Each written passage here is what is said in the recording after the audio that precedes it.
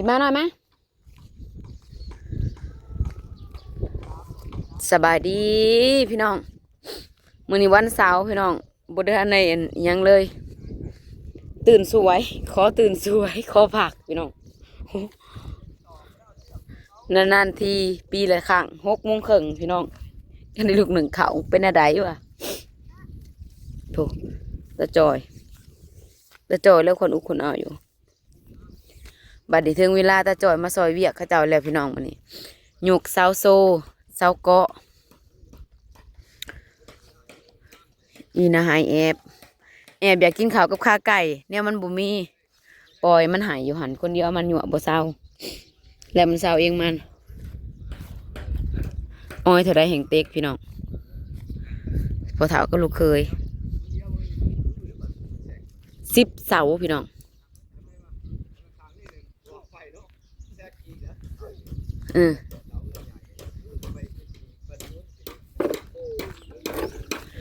แม่ยังเนาะสร้างคนว่าบอยู่มางามบ่เฮ้ยตัวเองเห็ดเองกับย่องเองเห็นแหละฮะพี่มึงเลือตีเล็กตะปูเด้อมาเด้อลูกเด้อพี่น้อง10 เสาเบิ่งนี่หาเสาเบิ่งนะก็หาเสาพูดว่าเสามีแต่เสาเฮือนพี่ท่านคือมีแต่เสาก็เราก็ได้อย่าแท้นี่นะ10 เสาทั้งลุมก็เสาหาต้นแหละทั้งเทิงอีกโชก2 4 6 8 10 35ต้นเพื่อนนี่นะรวมเบิด35ต้นเสานะเพื่อโซ่อีก36 30 36 38 39 40ปู้จะสิวัน504หูใส่เพียง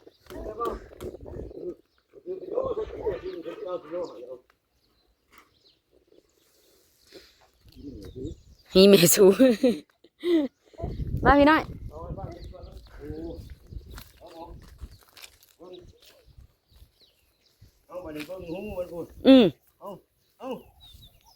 มือใส่กอดมือขน้ำดื้อ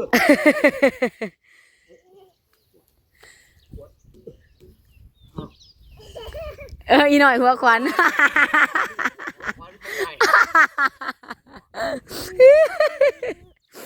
เฮ้มันวะวันนี้ผมน้องก็ตั้งได้ชาวบ้านนี่ปล่อยลูกตาบาดตึกกลัวจะจำขี้ดินผมโอ้ยมันยังของกระเทว่าเนี่ยมันในแข็งซ้ำพูดมาปรุงอีกหน่อยไปโอ้ยคอยตอกในทั้งพื้นนะมองดูก่ะมันแข็งอยู่บ่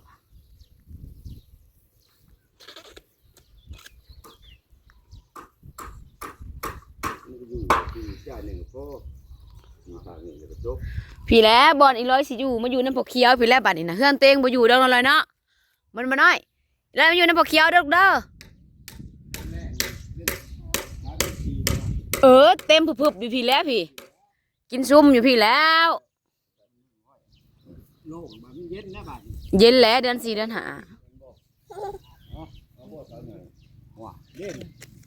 มาแล้วเขาใหญ่นะ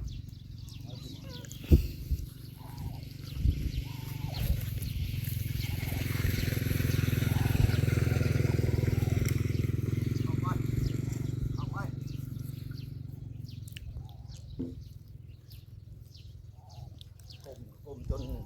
ผมมีเหลี่ยมมีลายแค่ก็ได้บาดแค่ผมเป็นแล้วแต่สร้างแค่ปากก็เลยแค่ปากก็แล้วพอไปพูดเช้าชุดบนเช้านี่เช้าเดือนนะมุสนะนี่แหละเอาใส่หูมันเว้ยใส่ใส่เนาะเอาสั่งเอายกขึ้นยกขึ้นนี้สั่งจะข้ามมันจะก่อนจับเด้อผ่านเด้อซอกองบน3 เบื้องพี่น้องบ่ไปแต่บ่ซอกกระทั่งหน้าทั้งนั้นก็ซอกเฮ็ด2 ข้างนี่แหละแล้วก็สิซอกออกทางข้างทางพุ่นบัดนี้หรือว่าเศษมนไปเลยก็แล้วแต่เรารอติดตามไปพี่น้องงามแน่นอน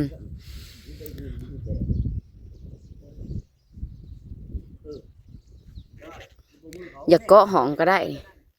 อยากก่อห้องสองห้องเป็นห้องหนึ่งนี่ก็ได้นี่เป็นห้องนอนนี่บ่ได้ยากพี่น้อง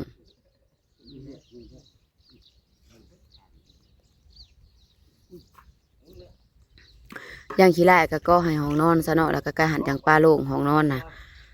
ห้องนอนนะพี่น้องความคิดของเฮาเนาะคือมันเป็นเฮานี่เฮาสิก่อห้องนอนในห้องหนึ่งแบบว่าคันตะเคียวจะคือบ่ก่อห้องเนาะอันก่อห้องนอนห้องหนึ่งอยู่ลุ่มนี่คักได้คันก่อห้องหนึ่งนี่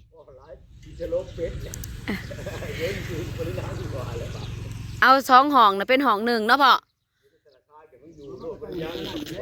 อีเนาะพ่อเอาสองห้องนะเป็นห้องหนึ่งนะเนาะคักเลยพอดีเป็นห้องนอนห้องหนึ่งนะ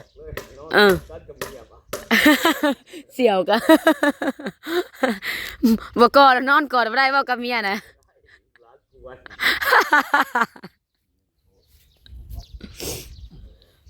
หนึ่งว่าพี่เวลาจะย่อยุ่งเสร็จก็ซ้อมมัน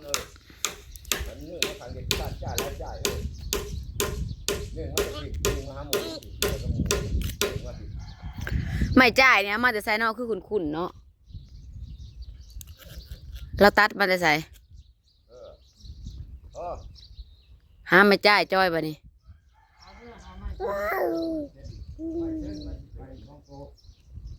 เลี้ยงกองไหนดิกองน่ะมาเลยคนนั้นค่ะ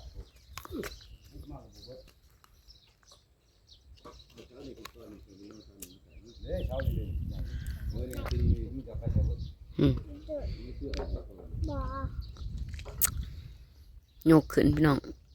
จากเสาอันเหลี่ยมเรามากบเป็นจนสหดได้เสาอันกลม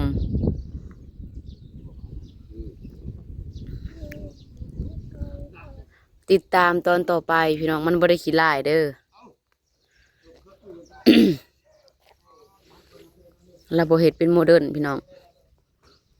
เพิ่นเห็นหลายแต่ตอนโมเดิร์นออกกับอิฐนะเพิ่นก็ว่าอุ้ยมักเห่อนำบัดคุมื้อ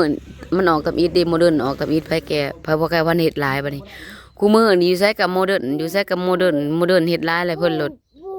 บ่มักนำพี่น้องตะกี้ก็มักคือกันโมเดิร์นถึกอีน้อยหัวควันตะเกียวหน่อยเอ้ยดักมึงหน่อยเอ้ย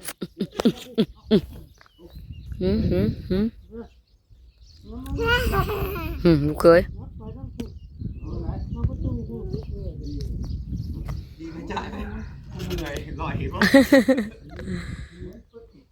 โอ้ยเพื่อนแล้วขึ้นรถ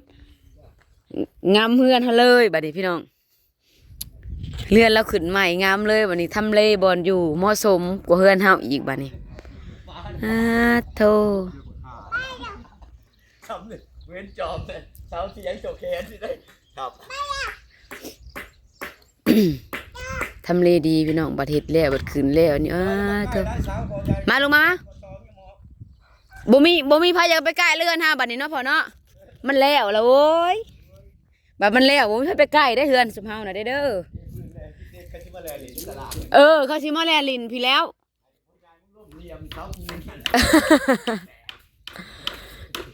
ลูกหลา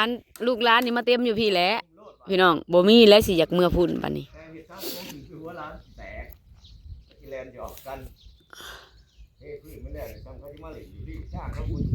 บ่อยู่แล้ว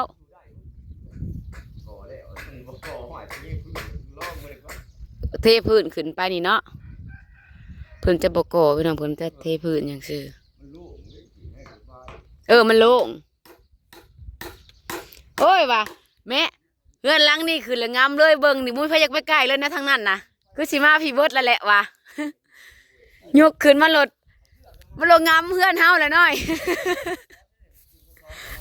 แม่อีน้อยหัวควันนี่พอเพิ่น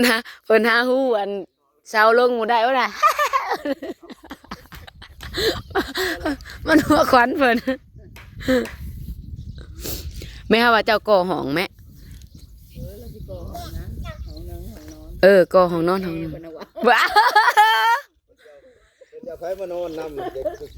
บ่ยังขี้ไล่กะห้องนอนเจ้านะก่อซะห้องนึงก่อห้องนึงเฮ็ดห้องนอนห้องนึงทั้งลุมนะ เอาแล้วจบเนาะของไม่ได้เล็กๆก็ได้ ถูก โอ้ยอย่าว่าบ่มีโอ้ย กูดไอเดียตะเคียวเลยนี่นะบ่ทันแล้วอีน้อยก็บ่อยากอยู่เฮือนตัวเองแหละน้อยเอ้ยมึงนี่อ่านได้บ่หาแหละแม่เพิ่นหาฮู้บัดนั้นแม่เพิ่นปั๊บมันย่างมาเขาว่าเขาประท้วงเพิ่นแฮ่มันว่า เศร้าหายเลยแม่อีหมูนี่คันพอมันไปอีกมันก็หายเศร้านี่มันหลินกับเฮาอยู่กับเฮาแต่เศร้ามันบ่ได้เป็นหยังมันได้ยินเสียงพอมันขึ้นไปมันก็ปลุดออกมาอยากกินข้าวมันว่ะท่านเธอกับท่านก่อนท่านจะมาอยากได้หรอกคะเวียนอีหลาบ่อยากอยู่คนอยู่บ้าน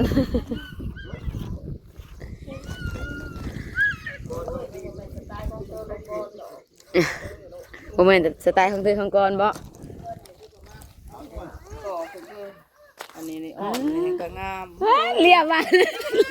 บ่มีอะไรสิดอก เรียบสิก่อกำแพงเรียบบ้านน่ะบ่เรียบ ใช่ก็บ่สิไปสอยังก็อัพเมียนนะวะ อือ ไข่กับเขามันนะวะครับบ่อา บ่แม่จะใส่ตะข่ายก็ได้ กับตะข่ายเล็ก อืม เนี่ยเขาเอาข่ายนี่เด็ก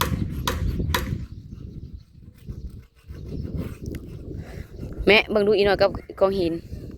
แม่สิมื้ออาบน้ำเด้อเด้อ เดียวเขาก็ไม่ใหญ่มันเยอะจังหน่อยเดียวเขาไปไฟจำเดี๋ยวต้องเขียนจะเอาเนี่ยหันดีกว่านี่รถผมมาเขาคุยบ่ได้มาร ถไปใช้วิทย์ไป เขา ใช้ ขี่มาได้รถคันเดียวบ้าโดยอีนู่ออกน้องเขียนน้ำนี่เรียกออกไป เออให้เดี๋ยวเขาไปเอาละโลดโอ้ยมันขี่ได้บ่แม่ใหญ่บ่กินหนักๆน่ะเออ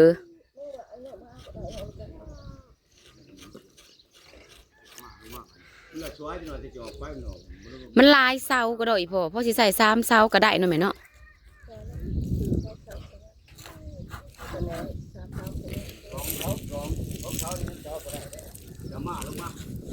ขึ้นเอามาผู้ไป ให้มันเอาเอามาให้ดื้อ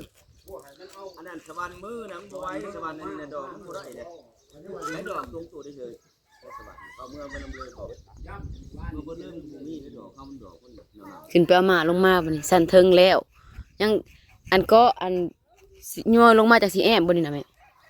มื้อนี้ได้สิไปเอาเส้นมาชั้นมาใส่ย่ออันนี้สุด ย่อนี่คือแล้วที่เจ้าสิออกไปเอาเส้นมาเสร็จต่อ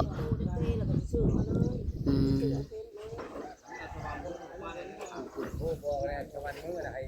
อืม ไผออกมามันออกมาก็ไผทำบ่ขับไปเอามันเดี๋ยวเขาจะยากนี่โน่แลเขาไปโลกเขาเดียวโน่ ยังบ่ทันสำเร็จ ไอเดียตะเขียว โดยพบกันคลิปใหม่พี่น้องพบกันคลิปใหม่จ้า